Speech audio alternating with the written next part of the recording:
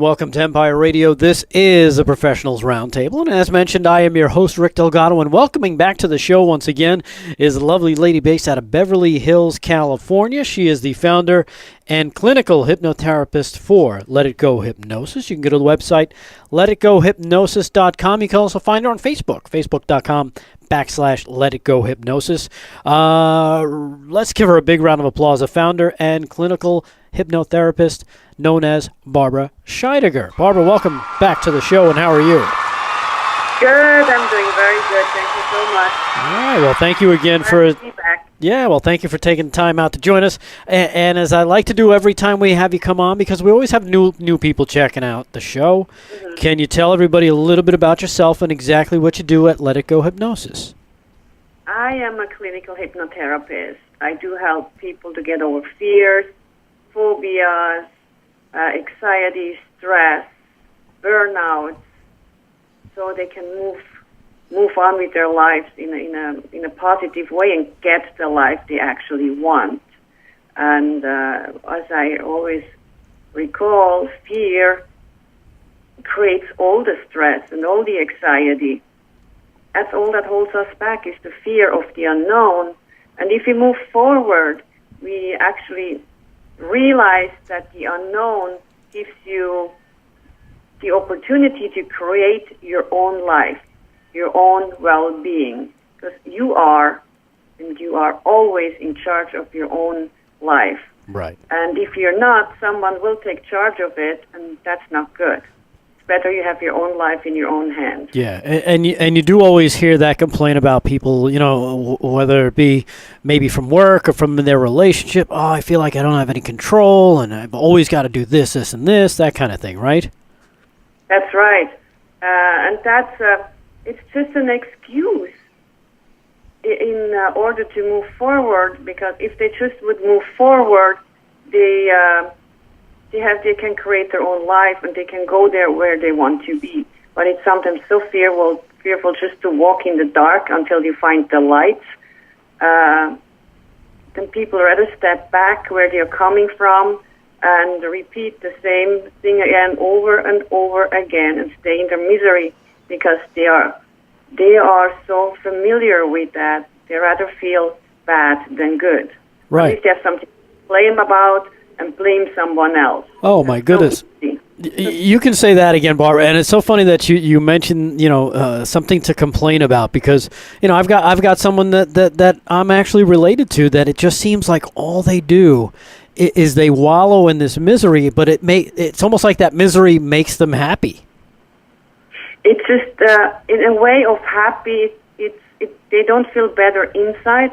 The only way they can feel better when they are miserable and put other people down, so they feel better. Right. That's the way they do it, and it's still an unhealthy environment, and the body actually will react to it with at the end illness, even cancer or chronic pain. We create that on our own. Right. In deep inside us, when we just don't release our negative being, our negative thoughts. Right. And we are in control of your thoughts. So why are you always thinking about the bad memory?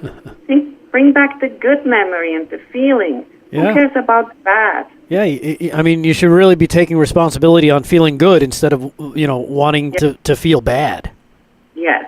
And this is with repetition, and that's what I'm doing with the Scheidegger approach. It's 21 days, and we go through that. The Scheidegger approach is an approach that I teach the client, or you out there who is stuck right now, sitting there, and I'm asking you, where are you now? Sitting there and feeling sorry for yourself, sitting there and having chronic pain, or sitting there and just feeling that the world is just against you. You have to come to a point that you are on the neutral level, and that's being in a nice trance. And I teach that people being in neutral, so they can see the clarity. There is no judgment, and then they can identify their goal and clarify the goal, and identify the blocks, recognize what actually has to be changed, and implement the tools I give them. We need an action plan. Then we need to visualize what has to be done. How would you feel, and how will you feel when you achieve that goal? And the feelings have to come in, because we're familiar with this feeling. All of us had once good feelings in our lives when we accomplished something. Right. So it is just embedded in our body, and the body has a memory, and you always can go back and get that again. And then we see just the future outcome. How has your life changed when you reach your goal and beyond? Right. The goal is just a station. It's not something we stop and we go backwards. Now you have to go how we go further. Now it's like somebody who loses 20 pounds in 10 days. After 10 days, they stop their dieting. They have the 20 pounds off. I bet in another month they have 30 pounds more. Yeah, exactly. But they're going back. And the body will hold on every food they finally eat, because they know this will happen again. Right. So it is a continuation. It is a lifestyle change for the better. And actually, I can tell you a story about me. Yeah, definitely. Again. So I just turned 40. And I was always actually thin. I was in good shape. I took my power walks in the evening when I put the kids to bed. I went for my power walk. Right. I did not gain weight or anything. But once I had to go to a convention, and I flew in. I had to run to the hotel. And for that convention, I bought a beautiful outfit, a yellow skirt, a yellow jacket. Okay. Looked fantastic from the front. So I went to the hotel and had to change real quick. I put my beautiful skirt on, and in front of me was a mirror. I saw myself, but in the back of me was a mirror too. I saw my behind. And that was not good. I'm telling you, in that yellow skirt, it was not good. Somehow gravity took on.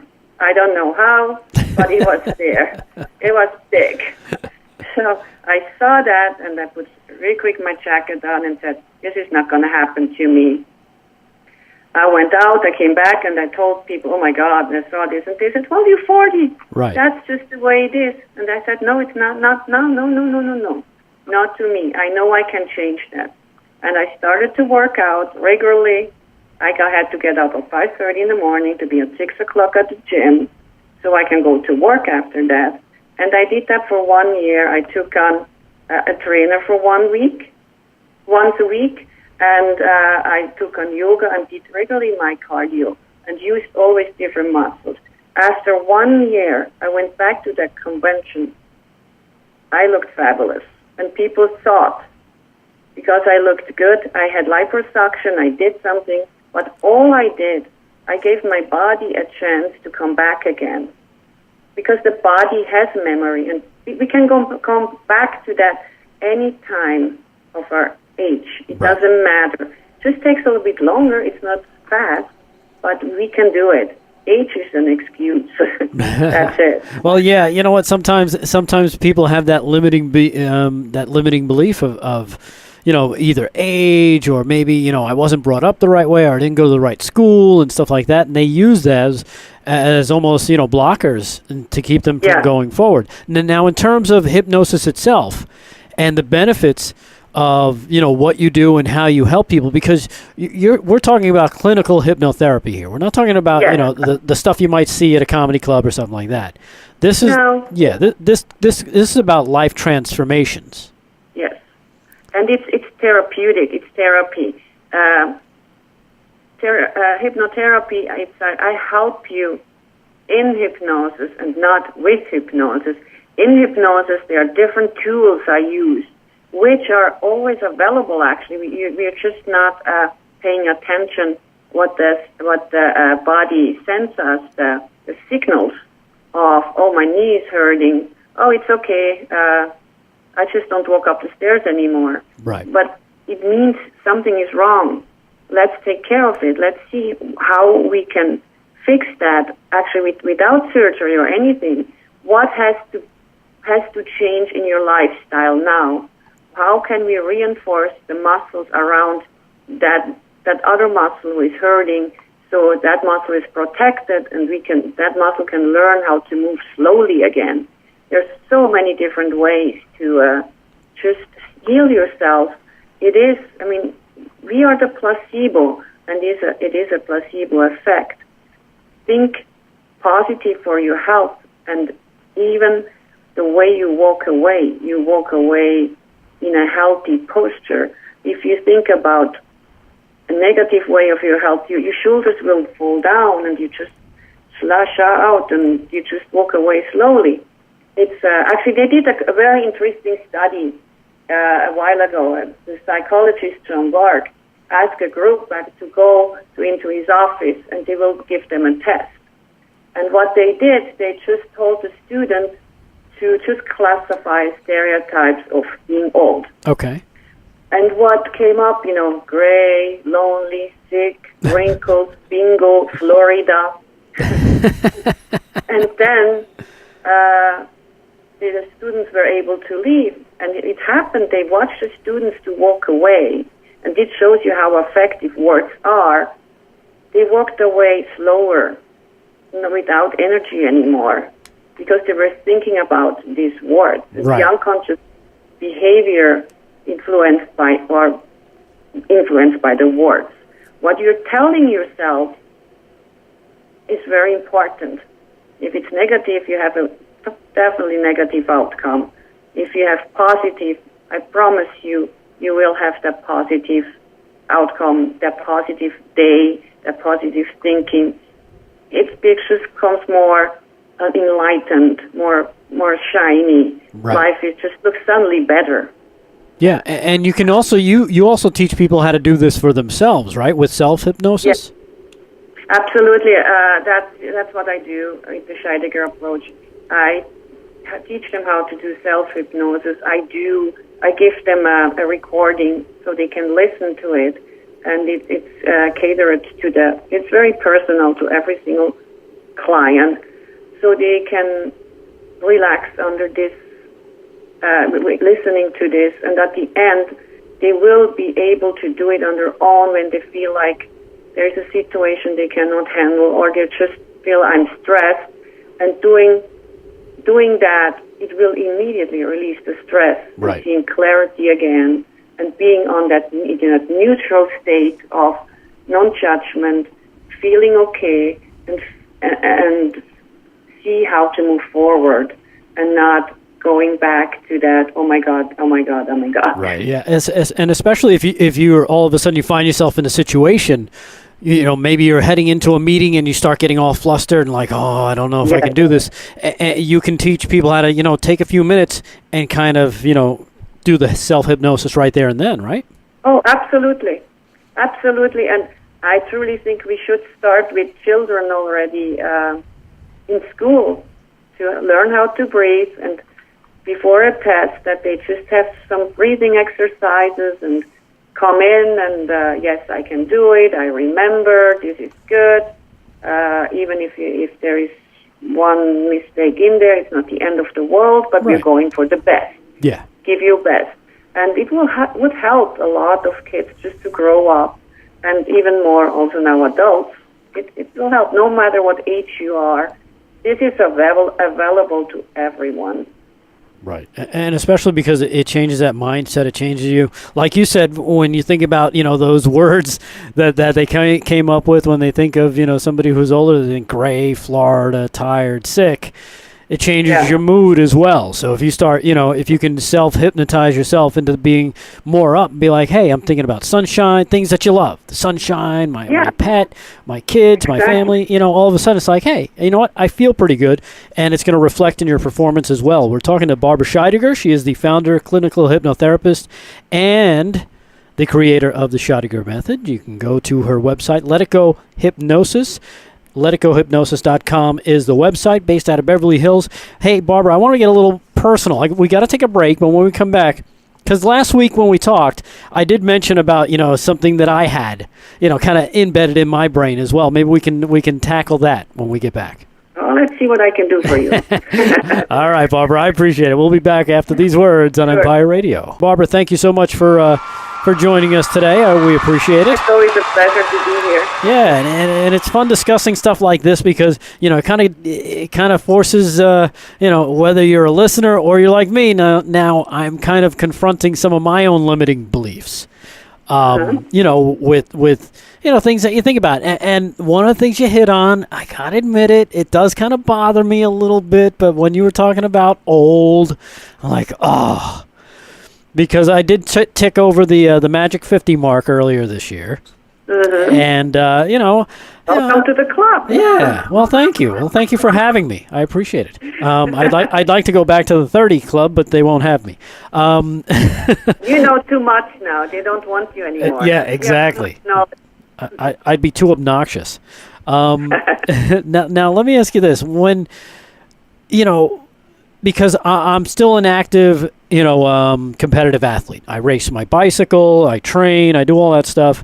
But something like, in race situations where I'll consciously be asking myself questions like, what am I doing here? Do I really need to do this? Can I do this? I mean, how do you kind of move past those? Because then there are days where it just seems like everything flows and feels great. And I'd love to replicate that, but it's tough to do it all the time.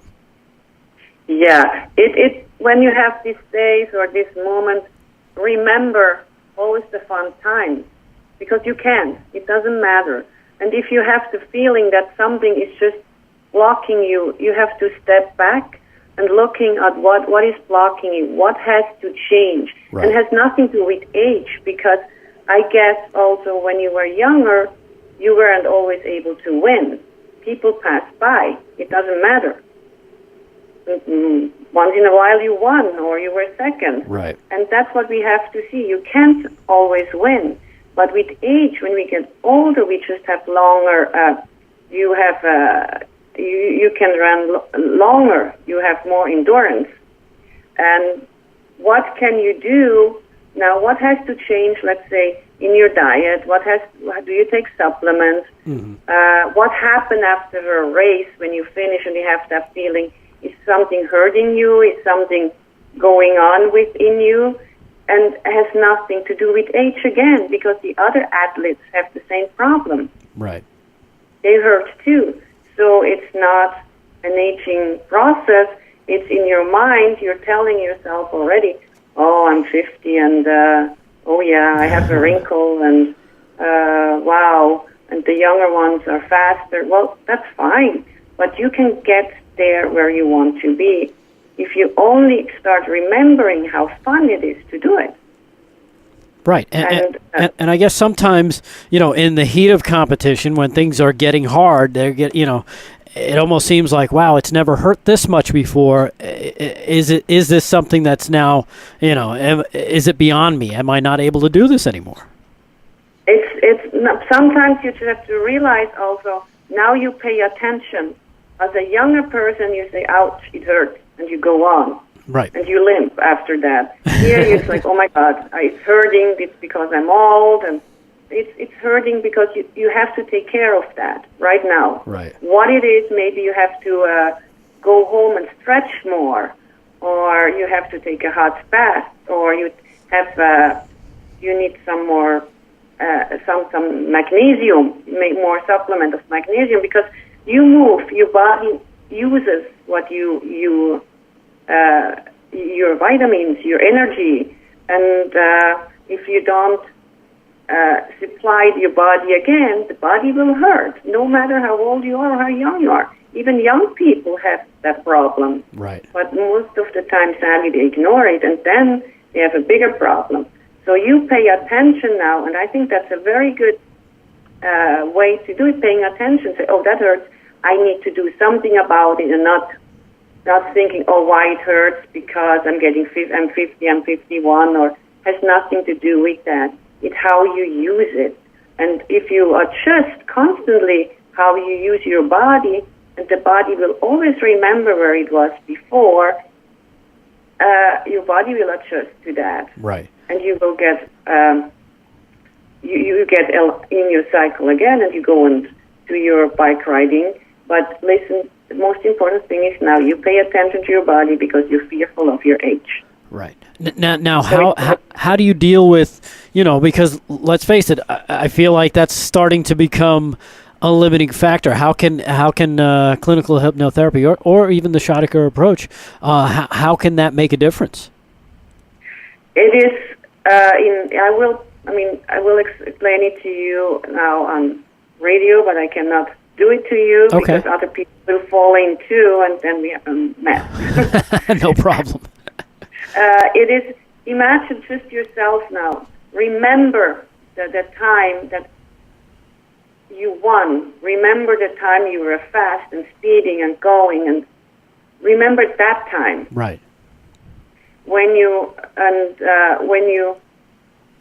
have that feeling, put yourself, your mind in that feeling and in that energy that brings you that memory of remembering the good time when you were fast and nothing hurt, and you tell yourself, this is what I want. And in the same time, you talk to your pain and say, hey, we have no time for that. We're going to fix that. Let's see what we can do.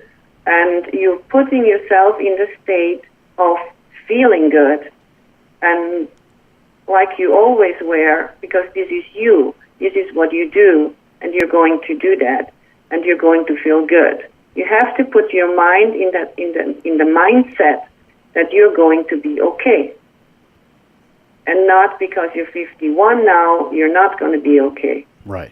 Remember the time that you weren't okay when you're 30. You fixed it. And it's the same thing. You go back, you remember the good time when you were fast and speeding and the body was healthy and didn't hurt. That's where you have to go back and put your mind in there and telling yourself, I'm good. I can do it. I'm moving on. If something hurts, I will fix it, and then I'm going back again. Right. Always remember the good and what you can do with it, and not how you can stop it. What can you do with it, and how far can you go with that? Yeah, because it is something that, like while you were saying that, I kind of closed my eyes a little bit and started thinking about those times, and I'm like, okay, I think this is what she's talking about when you talk about self-hypnosis as well, right? Yes, absolutely. It is. It's very. It's basically, I can tell if you have just time at home once and you just lie down comfortably and close your eyes and take a few deep breaths and be there comfortably, and then if you count down yourself from 10 to 0, let's say, and allow your body and mind to relax, and every breath you take, you see yourself in that happy picture and focus on that feeling, how the body felt in that picture, and accept that self-image of you at that time that you created right now, and believe that you can be there, and you have the positive energy with you, and just surrender. You have to surrender that feeling of you in that picture and feel every molecule around you helping you to achieve that reality. You have to talk to your body, and this picture that you have created for yourself, you just step into it and embrace it and enjoy it, and then just linger in it.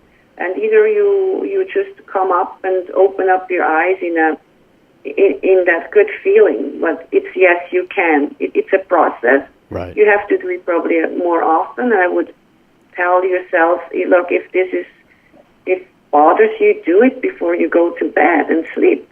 Close your eyes and see yourself doing that. Your unconscious mind will take care of it. Right. Yeah. And again, it's so important because it's your mind. And it's what you think, and it affects everything that you do from that point forward. And like you had mentioned, Barbara, in terms of your Scheidegger approach, it's something that once you go through the program, then you learn how to do it yourself, which you can teach people to do as well, which is very important. Absolutely. So in case you do control over your your life. Right. So in case you do have that moment of falling into anxiety, you can take control. Yes.